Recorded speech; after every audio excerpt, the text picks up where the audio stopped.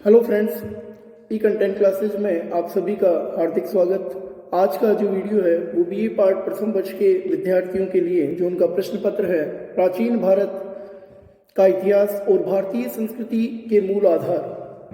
उससे रिलेटेड दोनों प्रश्न पत्र को लेकर मैंने एक शॉर्ट वीडियो तैयार किया है, जिसमें हम बात करेंगे आज जो प्राचीन भारत की जो नदियाँ रही हैं, जिन नदियों के मुहानों पर जिन संस्कृतियों का निर्माण हुआ, जिससे हमारे प्राचीन भारत के इतिहास की हमें जानकारी प्राप्त होती है। और ये नदियाँ जहाँ पर ये सभ्यताएं बनी, जहाँ पर इन सभ्यताओं का विकास हुआ और कालांतर में इन्हीं नदियों के मुहानों पर या इन नदियों के जो मार्ग परिवर्तन के कारण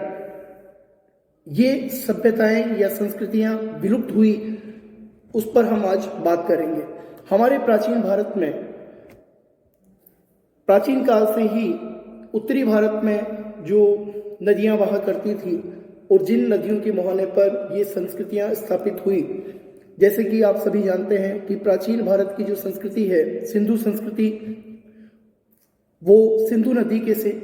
मुहाने पर या सिंधु नदी जहाँ से बहा करती थी वहाँ पर इस संस्कृति के अवशेष हमें मिलते हैं। इसी प्रकार जो दूसरी संस्कृति थी वैदिक संस्कृति, उसकी जो स्थापना या वो जहाँ स्थापित हुई वो गंगा नदी का मुहाना क्षेत्र था।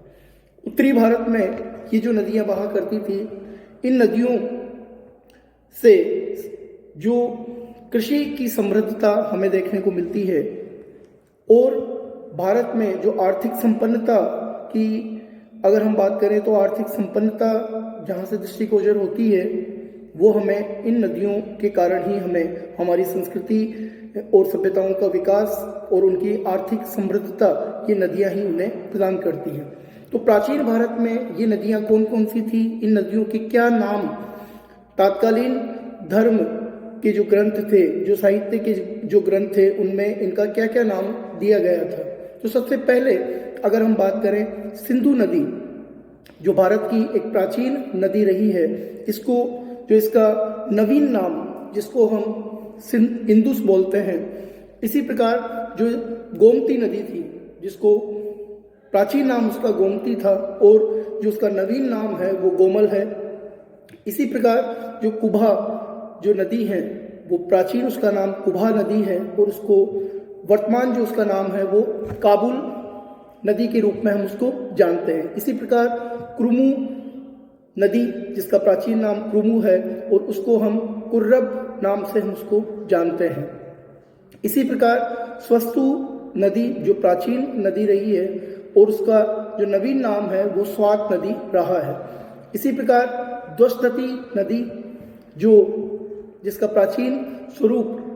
द्वष्टति के नाम पर निर्धारित किया था, उसको वर्तमान नाम हम घग्गर नदी के रूप में हम उसको देखते हैं। इसी प्रकार सरस्वती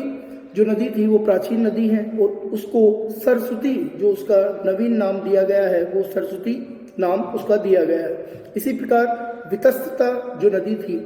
उसको प्राचीन आधार पर जो वितस्ता नदी उसको कहा जाता था, जिसका आधुनिक या नवीन नाम हम झेलम नदी के नाम पर उसको जानते हैं। इसी प्रकार जो विपाशा नदी थी, विपाशा नदी को जो उसका प्राचीन नाम विपाशा था और आधुनिक जो नाम है उसका वो व्यास नदी के रूप में हम उसको जानते हैं। इसी प्रकार एक अन्य नदी जो प्राचीन नदी थी जिसमें शुद्री नदी जिसको हम सतलज के रूप में, उसको नवीन रूप में हम सतलज के रूप में मानते हैं। इसी प्रकार पुरुषनी नदी जो प्राचीन नदी थी उसको रावी नदी के रूप में या नवीन नाम देकर हम संबोधित करते हैं। इस प्रकार ये जो प्राचीन नदियाँ सिंधु, गोमती, कुभा, क्रुमु, स्वस्तु, द्वष्टति, सरस्वती, वितस्ता, अस्किनी, विपाशा, शुत्रदयी और पुरुषनी, ये जो नदियाँ थी ये प्राचीन भारत की नदियाँ रही है, जिनके नाम पर हमने चर्चा की है कि इनका नवीन नाम क्या है। और ऋग्वेदिक जो आर्यों के जो ऋग्वेद जो उनके ग्रंथ है उनमें हमें इन प्राचीन नदियों के विषय में जानकारी प्राप्त होती है। ऋग्वेद में जो दाक्ष राज्य अर्थात जो 10 राजाओं का जो युद्ध लड़ा गया वो पुरुषनी नदी के तट पर यह युद्ध लड़ा गया था और इस युद्ध में राजा सुदास विजयी हुआ था। ऐसे प्रमाण हमें इन नदियों पर जो संघर्ष जो ऋग्वेदिक काल में हुआ, जैसा कि मैंने बताया आपको दाक्षरा की युद्ध जो 10 राजाओं का जो युद्ध था, इसमें यह युद्ध पुरुषनी अर्थात जो नदी थी उसके ऊपर यह युद्ध अर्थात रावी नदी के ऊपर यह युद्ध लड़ा गया था। इस प्रकार ये जो नदियां हैं, प्राचीन नदियां, ये भारत में बहा करती थी